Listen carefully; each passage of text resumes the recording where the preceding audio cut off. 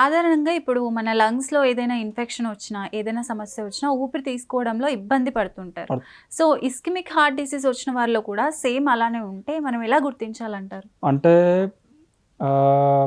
అందరికీ అలా అవ్వదు ప్రత్యేకంగా. హ్మ్. కానీ కొన్ని ఉంటాయి మనకి. హ్మ్. ఫర్ ఎగ్జాంపుల్ మీకు నడుస్తున్నప్పుడు, హ్మ్.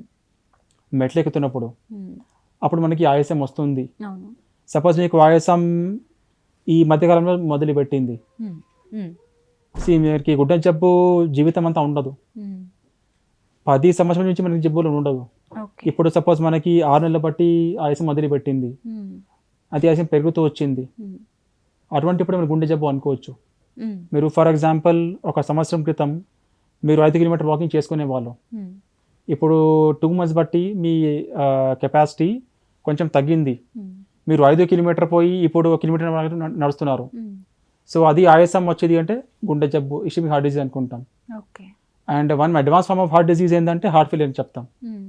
ఇప్పుడు మీరు రాత్రి పడుకున్నారు, మనం పడుకోనికి పోతాం. హ్మ్. పడుకున్న వెంటనే మనకి ఆయాసం వస్తుంది. హ్మ్.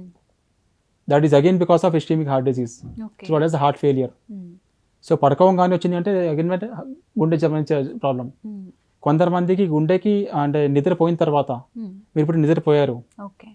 ఆఫ్టర్ 3 గంటల తర్వాత హ్మ్. మీకు ఆయాసం వచ్చింది. హ్మ్. It is called as a PND episode scientifically. Okay. అది మళ్ళీ గుండె జబ్బు అనమాట. ఓకే.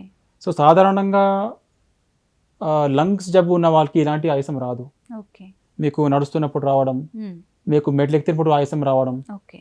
మీకు పడుకున్నప్పుడు వెంటనే ఆయాసం రావడం, హ్మ్. లేదంటే పడుకున్న తర్వాత ఒక 3 గంటల తర్వాత ఆయాసం వచ్చింది. హ్మ్. అది స్పెసిఫిక్ ఫర్ హార్ట్ డిసీజ్.